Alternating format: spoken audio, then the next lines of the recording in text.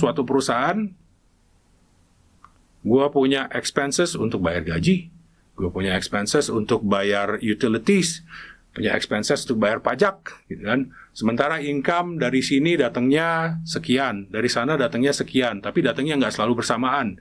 Nah, mismatching itu yang biasanya diperlukan namanya general financing. Nah, perbankan syariah untuk memberikan general financing itu kadang-kadang sulit karena ya itu tadi, biasanya setiap transaction harus ada underlying asset yang jelas. Oke? Nah, dari situ banyak Islamic scholar mulai memikirkan bagaimana caranya nih supaya kita bisa memfasilitasi financing yang secara umum ini, ya. Dan ini betul-betul ada keperluannya, bukan orang mau memanipulasi atau mau gambling, enggak, memang ada keperluannya gitu. Keluarlah dengan yang namanya commodity murabahah transaction.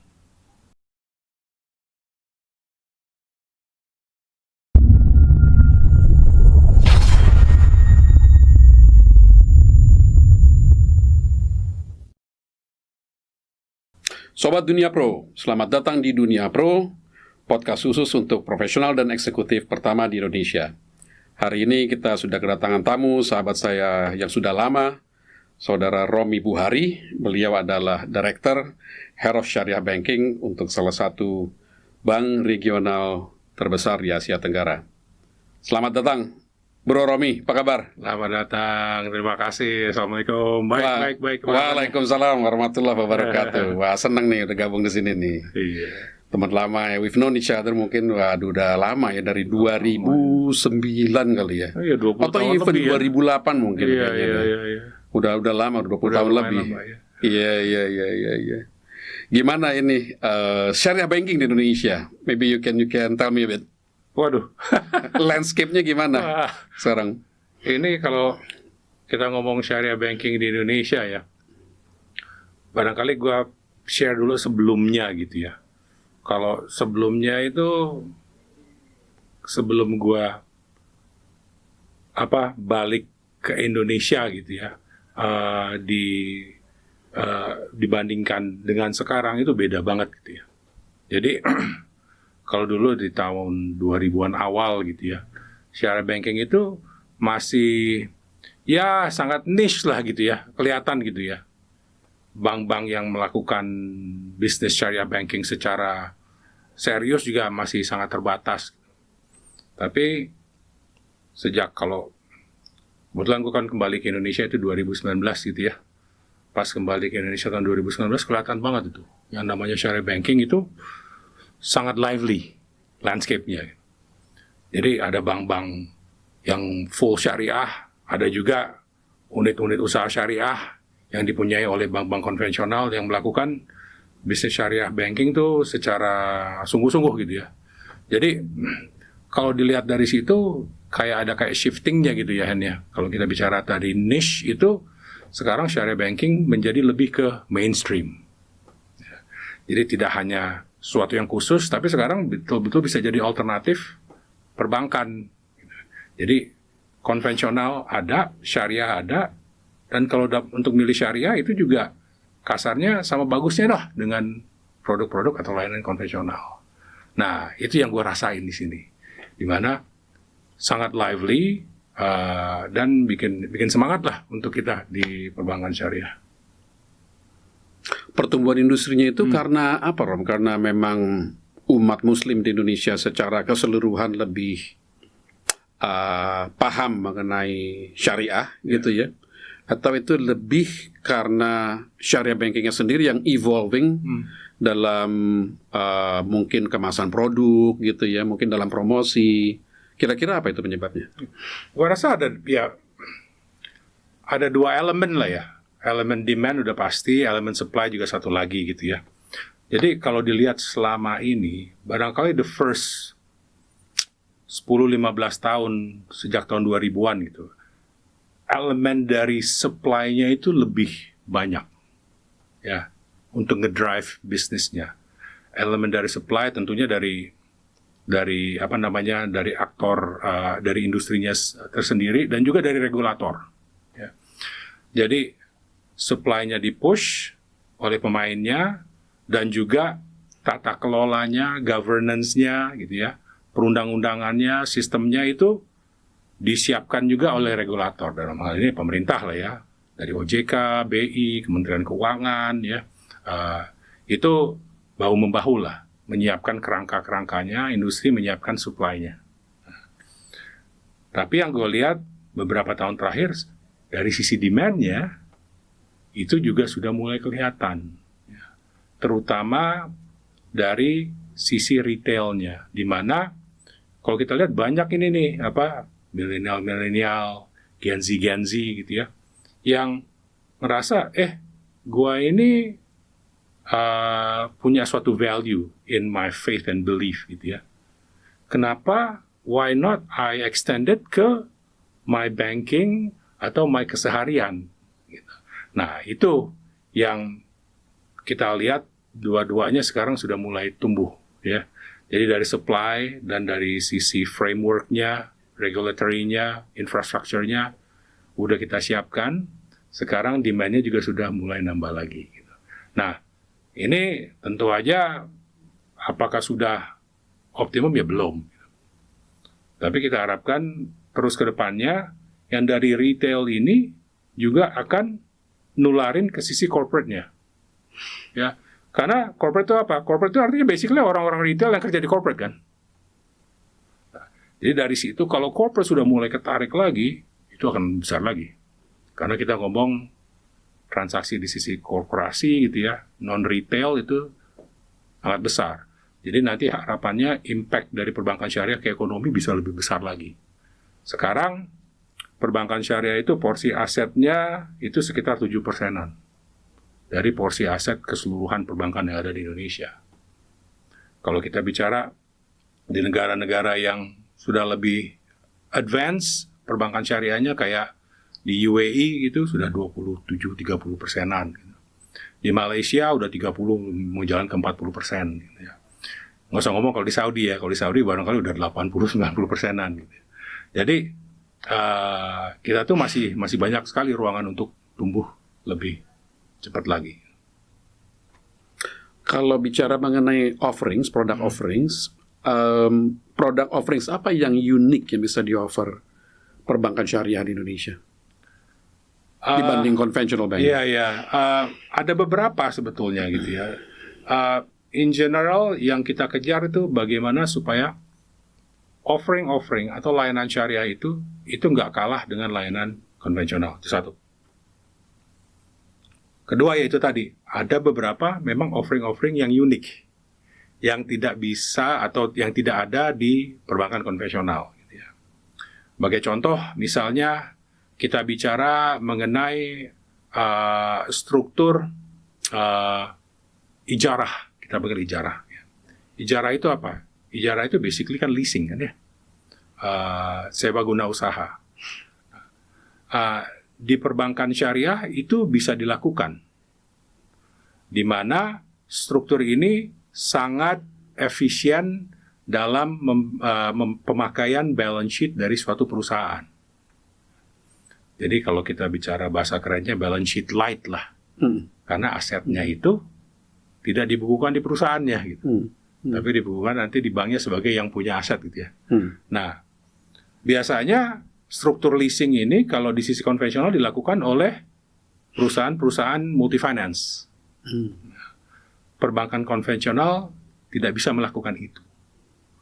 Di sisi syariah, perbankan syariah bisa melakukan itu, dan artinya kalau bank yang melakukan, secara natural, cost of funding-nya memang lebih rendah dibandingkan dengan pemain-pemain dari sisi leasing atau finance. Karena memang mereka kan cost of funding-nya biasanya dapatnya juga dari perbankan. Kalau dengan perbankan syariah bisa langsung, di mana kan kita deposit sebagai intermediary, selain dengan pembiayaan, kita bisa juga pakai distribusikan melalui leasing ini. Itu yang unik satu ya. Menarik. Terus juga misalnya Ada satu konsep yang sedang juga digalakkan ya oleh OJK, itu konsep restricted investment account. Ya, apa itu? Konsep ini memberikan nasabah dari perbankan atau investor ya, untuk ikut serta dalam proyek-proyek yang dibiayakan oleh bank-bank itu. Jadi barangkali seperti kayak konsep sindikasi gitu ya. Kalau konsep sindikasi itu kan di perbankan konvensional adalah satu proyek yang besar, tidak hanya satu bank yang bisa membiayai proyek ini atau memberikan pinjaman ya. Jadi diundanglah beberapa bank lain rame-rame membiayakan satu proyek ini. Nah, itu sudah biasa dilakukan di perbankan yang namanya konsep sindikasi. Nah, dengan konsep restricted investment account ini ya, ini kita bisa undang tidak hanya perbankan tetapi juga investor-investor non-bank.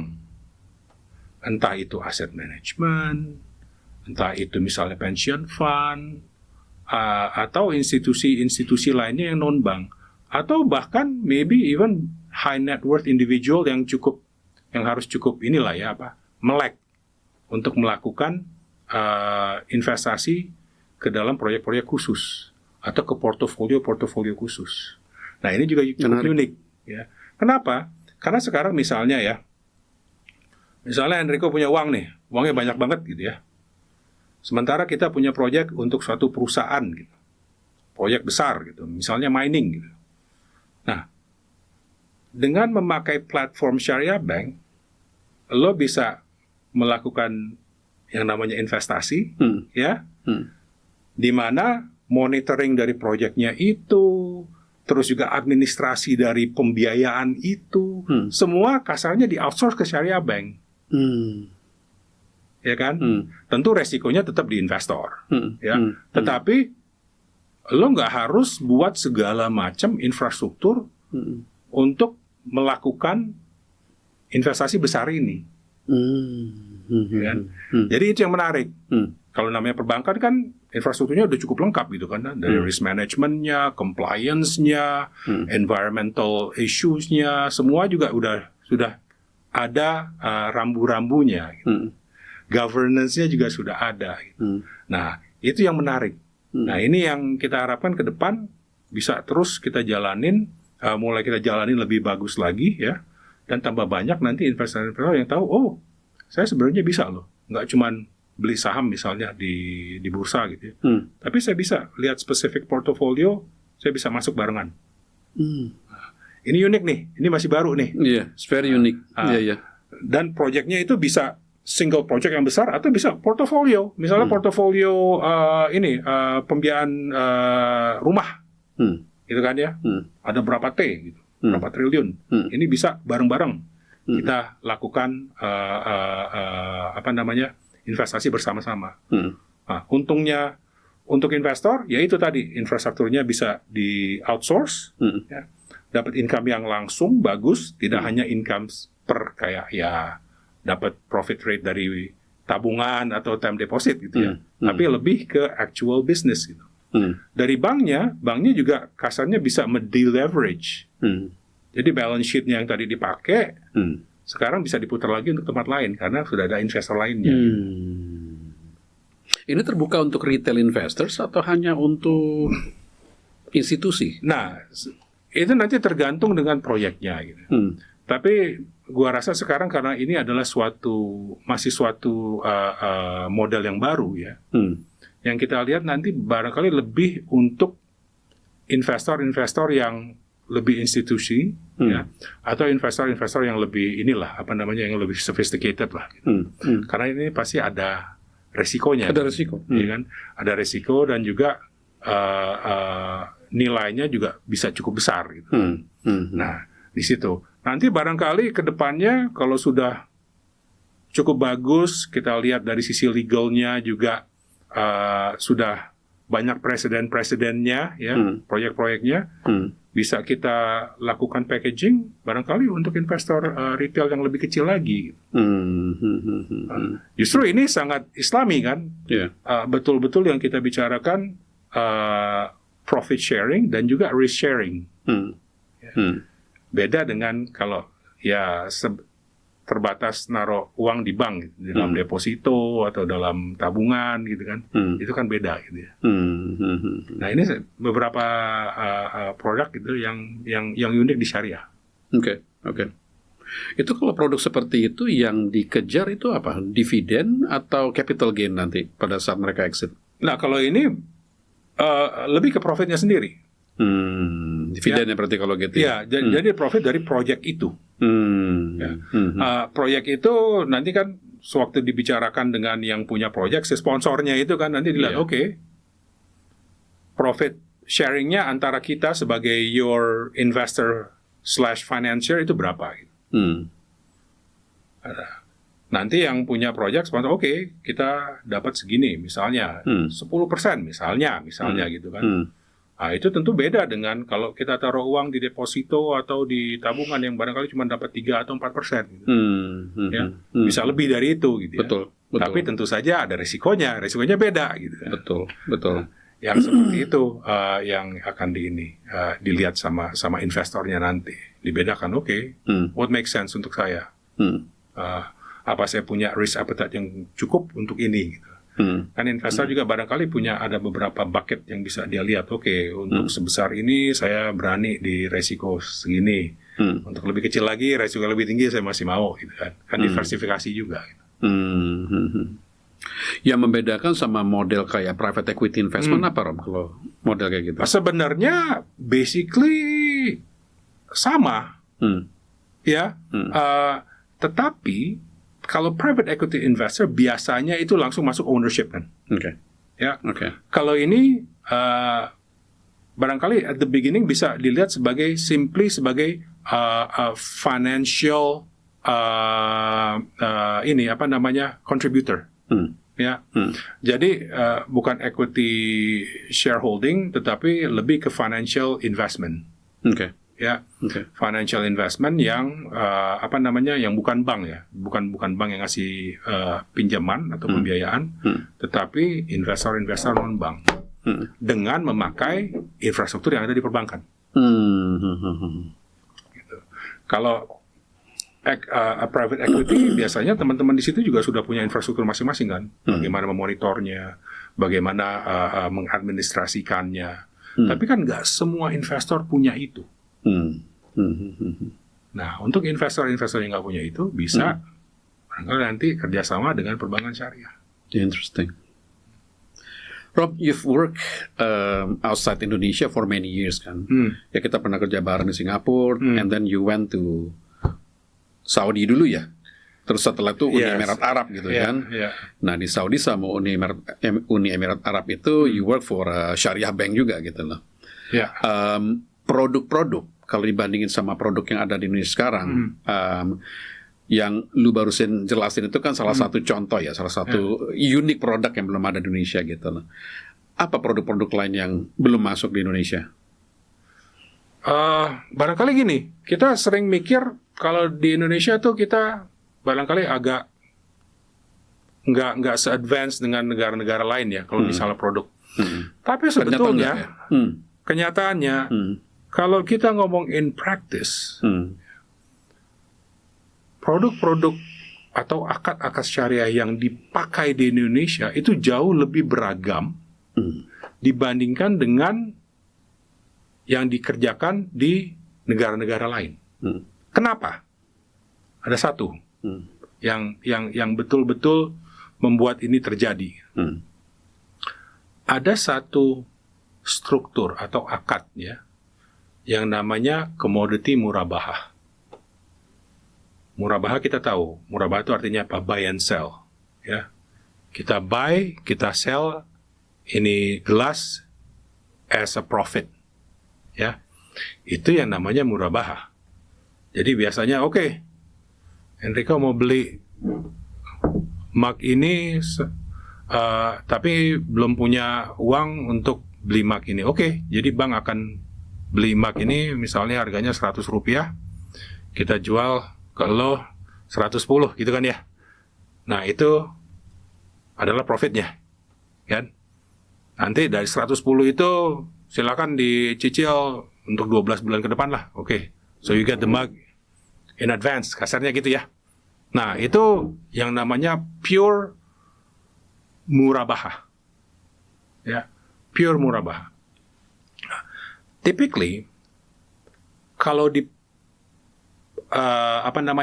pembiayaan syariah itu harus ada specific underlying transaction atau underlying aset yang mau dibiayakan.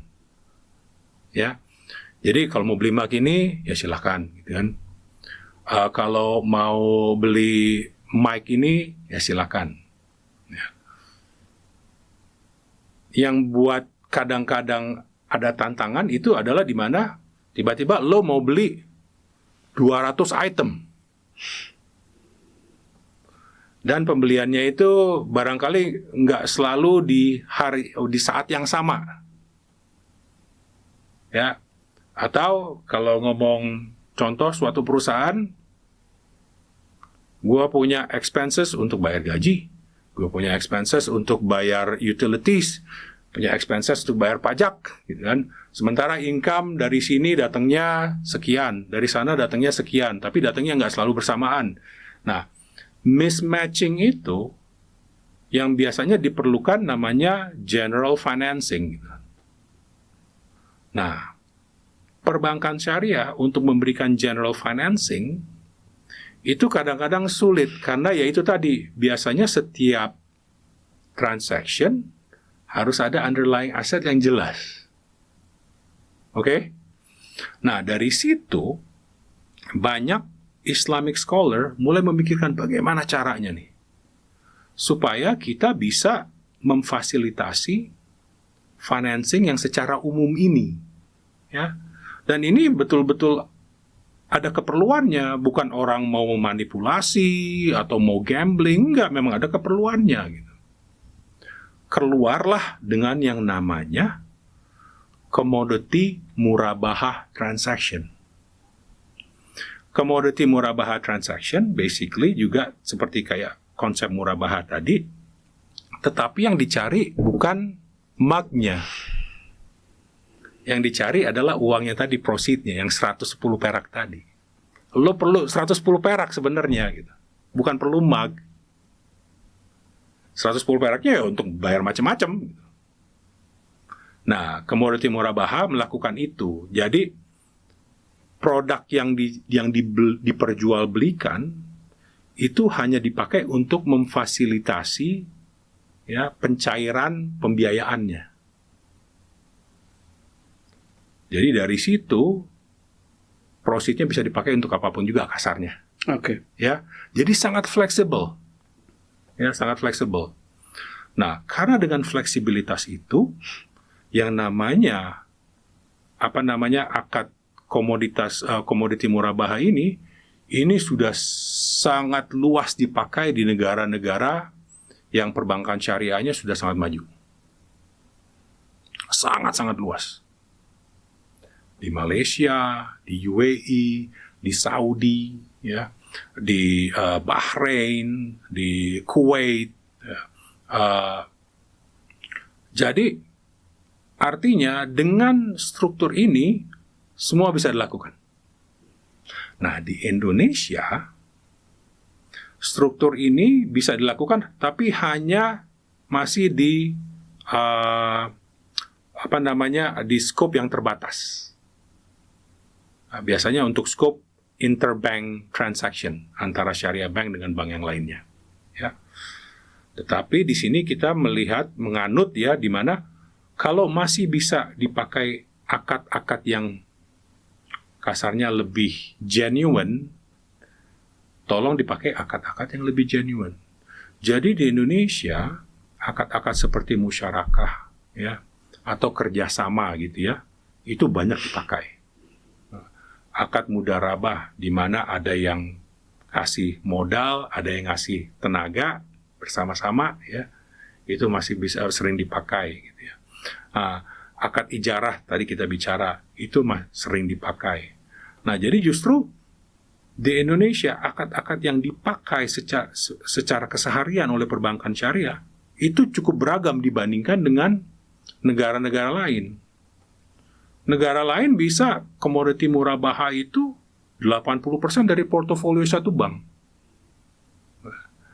Tetapi memang ada beberapa transaksi yang lebih advance yang bisa dilakukan di luar negeri. Sebagai contoh misalnya hedging. Ya.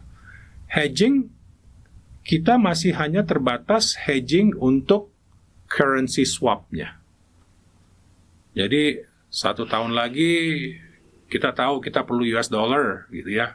Gue punya rupiah nih. Ya kita bisa melakukan hedging untuk itunya, untuk prinsipalnya. Tapi kalau melakukan hedging untuk yang lain, misalnya dari sisi profit sharing-nya, profit rate-nya, bisa nggak? Di Indonesia kita belum bisa. Tetapi di luar negeri itu sudah bisa dijalankan. Itu beberapa yang barangkali kita masih agak beda dengan teman-teman kita di luar negeri. Gitu. Tetapi kalau secara keseharian, secara umum, ya, terutama untuk produk-produk deposit atau produk-produk pembiayaan, kita nggak kalah dengan teman-teman kita di luar negeri sana. Kalau bicara syariah compliance, di Indonesia ini kita comply nggak sih dengan global agreed compliance guidelines untuk syariah banking? Atau kita punya perangkat compliance sendiri? Nah, kalau compliance gini, tentunya yang namanya syariah, the very basic fundamentalnya itu adalah syariah principle. Ya, syariah principle itu dari mana? Dari Quran dan juga dari Sunnah Rasul SAW, ya. Dan juga pemikiran-pemikiran yang berakar dari Quran dan Sunnah-Sunnah itu, ya. Apakah ada yang namanya international standard? Secara legal yang mengharuskan mengikuti standar A, B, C itu memang belum ada, ya. Tetapi memang ada beberapa code atau standards yang secara quote unquote luas sudah diadopt oleh beberapa negara, ya.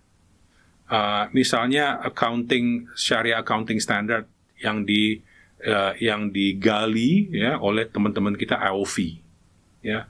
AOV itu base-nya di Bahrain, ya, di Bahrain. AOV itu kerjaannya apa ya? Memikirkan accounting standard untuk syariah itu bagusnya kayak gimana. Accountingnya macam-macam, ya. Untuk financial accounting, management accounting, hedge accounting itu juga ada gitu. Apakah harus ngikutin? Enggak, ya. Tetapi sudah banyak sekali negara-negara yang mengikuti standar-standar itu, ya. Di Indonesia, kita juga punya standar sendiri, ya. Kita ada beberapa badan yang melihat bagaimana kita mentranslasi syariah principles itu menjadi pelayanan bank, ya. Dari Dewan Syariah Nasional MUI, ya.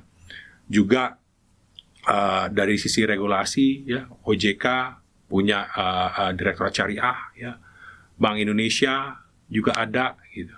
Juga dari Kementerian Keuangan juga ada. Nah, ini standar-standar yang dipakai di Indonesia. Apakah standar itu persis sama dengan misalnya yang contoh EOV tadi?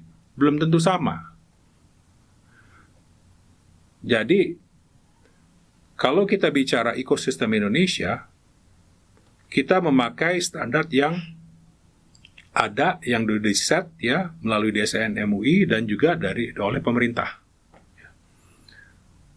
Nah,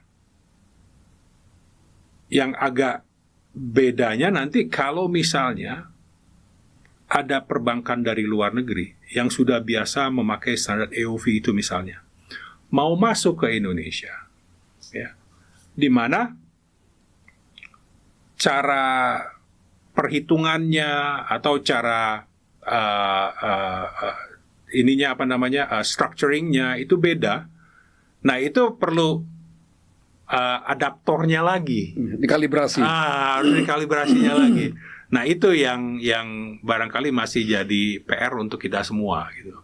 Nggak berarti kita harus wholesale, kita telan bulat-bulat apa yang ada, tetapi barangkali gimana caranya supaya rekalibrasinya itu lebih mudah.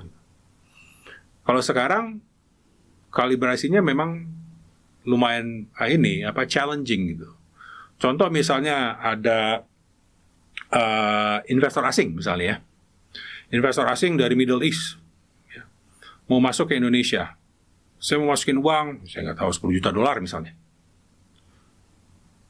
Investor asing itu mau masukin dong $10 juta gue ini nanti plus profitnya. Waktu kembali ya benar-benar bisa jadi $10 juta plus profit gitu. Tapi kalau dalam waktu investasi itu rupiahnya turun misalnya gitu kan, rugi kan dia bisa gitu kan.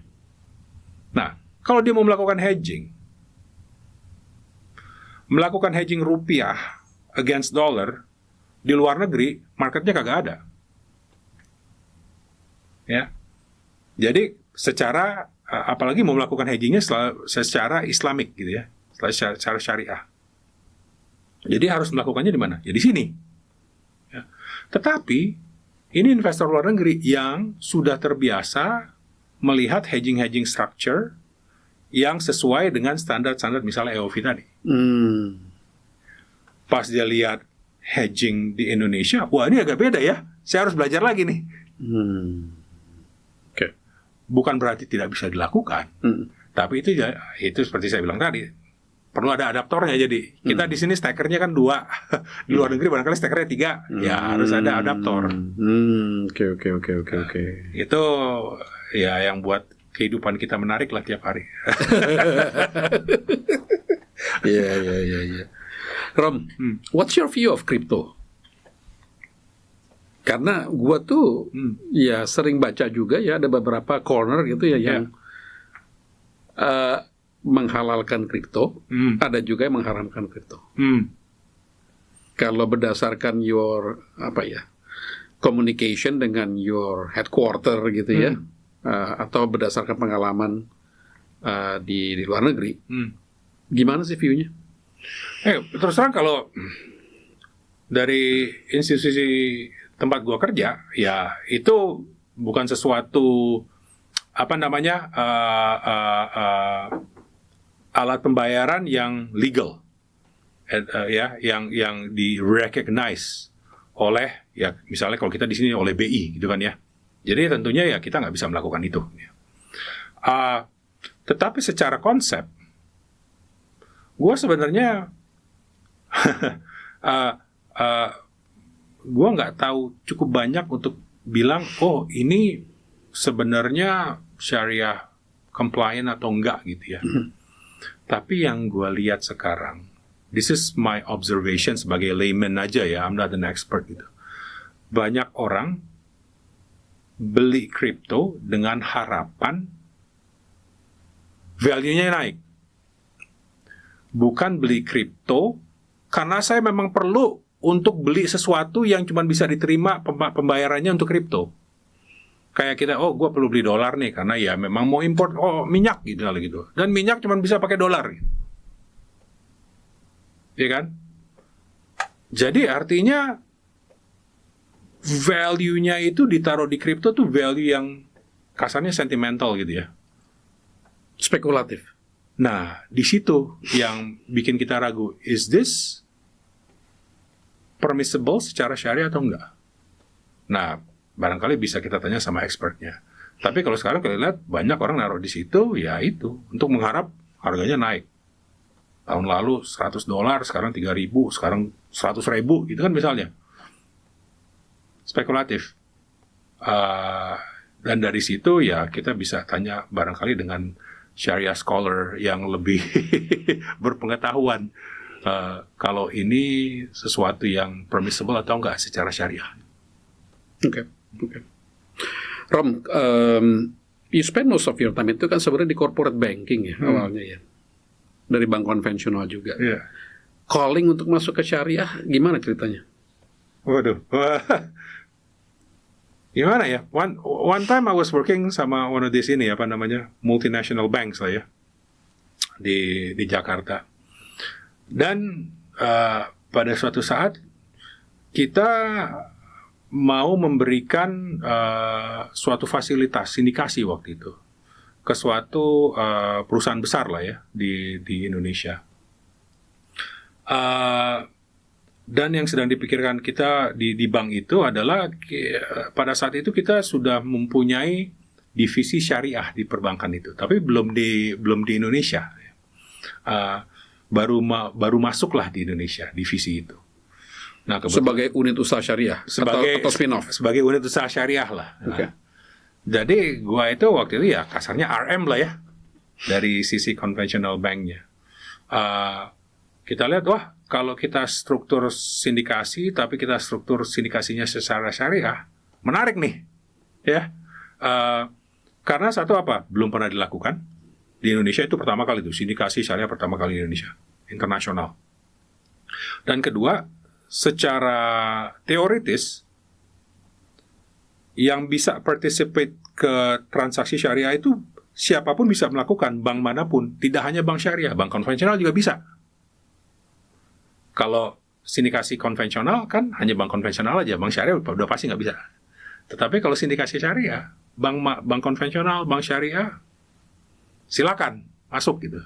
Jadi kita lakukan itulah, dan itu sangat menarik. Ya. Yang participan banknya itu banyak bank-bank dari luar negeri, yang bank-bank yang gue gak pernah dengar loh. Ini bank konvensional kok mau masuk ya di sini, padahal ini syariah.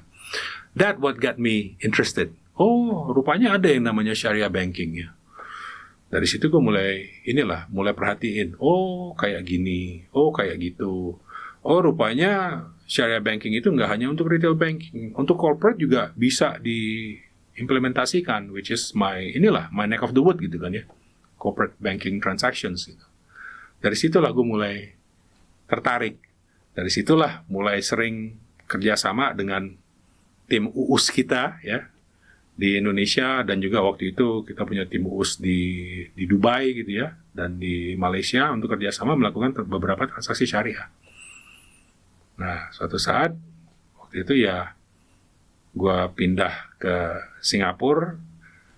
Sama-sama lo waktu itu jadi neighbors kita ya, tapi masih di konvensional, belum dapat rezekinya untuk pindah ke syariah.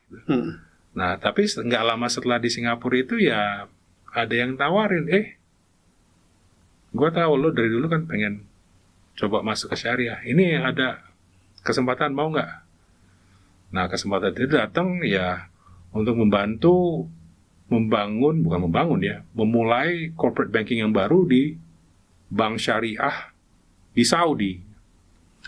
Wah, itu rada mikir juga gua tuh, waduh, dari Singapura ke Saudi totally different water lagi ya, different oxygen gitu kan. Iya, betul. Culture-nya beda, cara kerjanya beda gitu kan ya. Dari konvensional dan juga ke syariah. Banknya juga totally beda, dari bank multinasional ke bank benar-benar bank lokal gitu. Nah, tapi waktu itu akhirnya ya kita pikir, kita doa gitu ya. Waktu itu mikirnya, wah, ini dikasih kesempatan nih sama Tuhan nih untuk melakukan istiqoroh dulu. Iya. Akhirnya dari situ ya kita bilang oke, bismillah. Kita melakukan ya hijrahnya itu ya. Hijrah ya sekaligus ya itulah pindah dari Singapura ke Saudi. Jadi dari situlah, sejak itu terus di syariah lah kan. Dari Saudi pindah juga ke UAE, sempat kerja di Oman juga ya.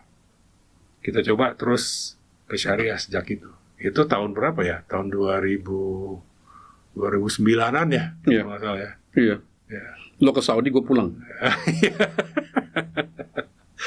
Sama-sama hijrah kita rupanya. Kayak gitulah. Iya. Ini kalau pemirsa di rumah kan mereka juga banyak ya, terutama yang muda-muda ini sekarang ngelihat peluang karir di luar negeri. Ada yang bisa di-share nggak? Based on your experience, gimana tuh caranya supaya bisa dilirik gitu ya oleh perusahaan di luar negeri? Aduh, kayak gimana ya? Apa namanya? Barangkali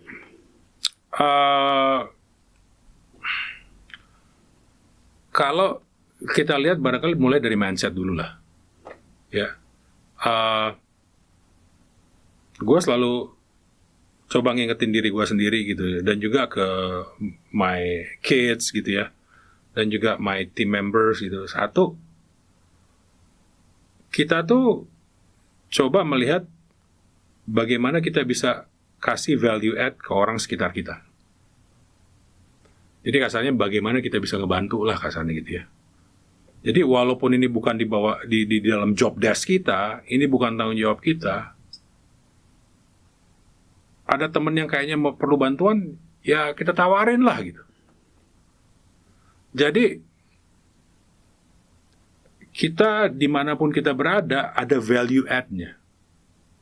Jadi kalau Henrico lagi nggak ada, teman-teman yang lain tuh kehilangan tuh gitu. Jadi dari situ orang tuh notice gitu. Nggak harus kita berkoar-koar, oh gue jago A, B, C gitu ya. Ya barangkali itu juga perlu gitu ya. Jadi orang juga notice, tapi lebih ke mindset gitu. Gimana kita bisa bantu orang-orang sekitar kita. Gimana kita bisa give value add ke orang-orang di sekitar kita. Walaupun barangkali nggak ada benefitnya langsung ke kita. Gitu. Itu gue pikir itu that's very important. Ya. Jadi barangkali kalau dari in my little story gitu tadi, misalnya dari Indonesia ke Singapura misalnya gitu ya, itu karena ada beberapa teman Singapura yang when they deal sama gua waktu itu ngerasa terbantu gitu,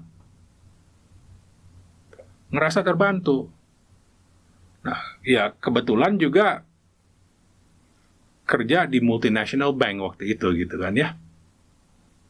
Jadi justru waktu ada posisi di Singapura itu yang gue tahu, gue datang ke sana sendiri, kasarnya ya, bukan sama bos dikirim ke sana gitu kan.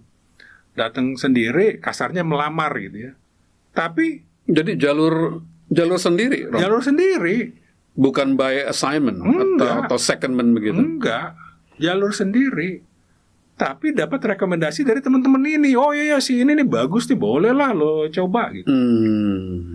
Jadi yang kayak gitulah. Kadang-kadang kita ngebantu orang tanpa harapan, orang juga it comes back to you lah gitu ya. I'm not saying I'm the nicest person in the world gitu ya. Tapi yang kayak gitu it helps lah.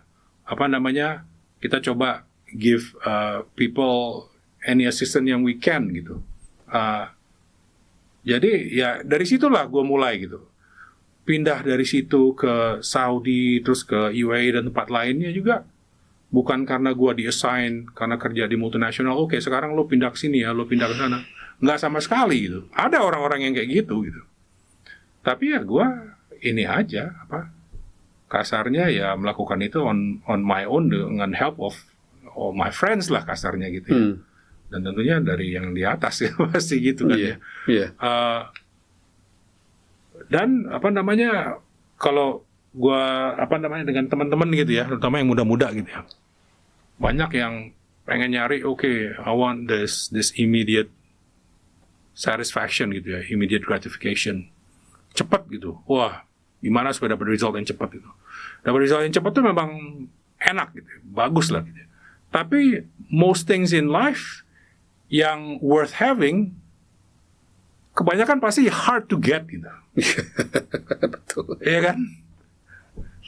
Barangkali ya kita bisa lah untung, I was born rich gitu, jadi udah oke gitu ya. Tapi for most people, myself included, gitu, anything yang worth having udah kebanyakan tuh susah dapetinnya. Jadi we have to put in the time. Gitu. Jangan harap baru kerja 6 bulan, seharusnya saya jadi manajer nih, karena saya tamatan dari universitas ini gitu kan. Atau karena saya punya ilmu ini gitu kan. Ya, we have to put in the time and you know that blood, sweat and tears itu juga perlu dilakukan gitu. Jadi kita lakukan itu ya, kita help people around us. The rest will take care of itself.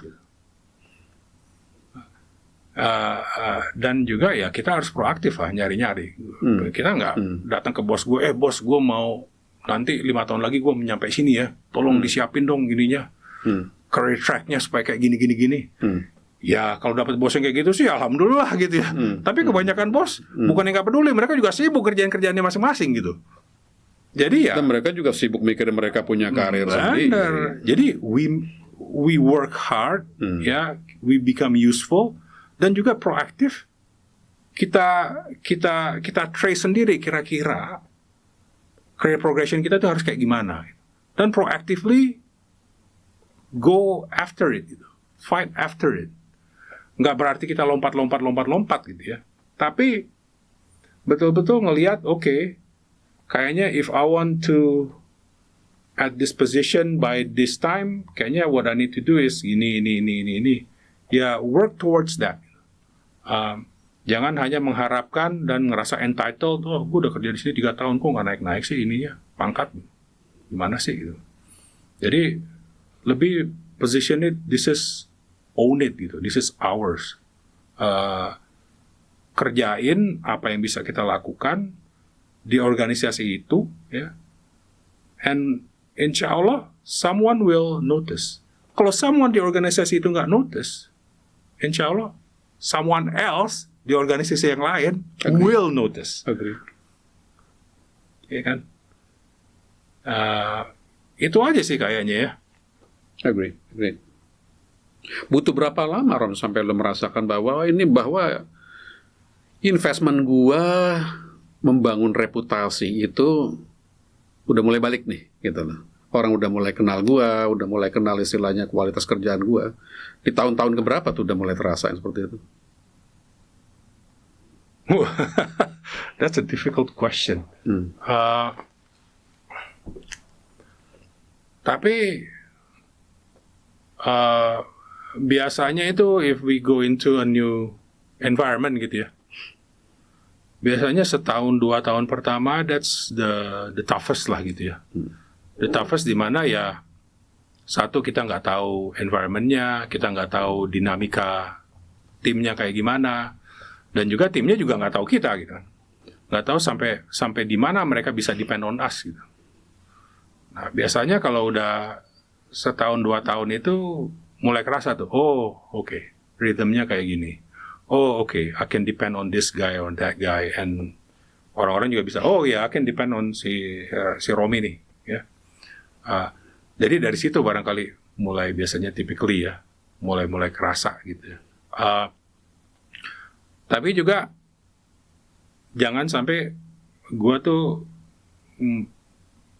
jangan sampai apa ya, biasanya kalau udah 2-3 tahun gitu kita udah tahu lah, kayak masuk ke dapur ya, gue udah tahu nih garam di mana, gula di mana gitu ya. Tapi jangan, gimana supaya caranya kita jangan sampai jadi complacent, jadi terlalu nyantai jadi stop growing ya malah. Nah itu yang perlu selalu di balance gitu. Jadi kayak kemarin ya kayak lo bilang tadi, gue biasa di corporate gitu. Sewaktu pindah ke posisi sekarang, tidak hanya ngeliatin corporate, tapi ngeliatin retail dan juga SME banking gitu. That's a new thing for me. It's exciting gitu. Is it easy? Enggak. Do I lose sleep? Ya, iya. Tapi that's, consciously that's also part of me pushing myself to keep on growing gitu. Jadi that's exciting. Nggak easy, tapi we continue growing and we continue contributing to and giving impact to our communities and surrounding us. Okay. Last question, Rom. Ada tips terakhir untuk maintaining career longevity?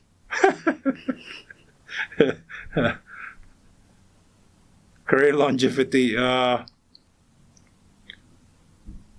barangkali masih sama aja kali ya, Hen ya, yang tadi kita bicarakan apa.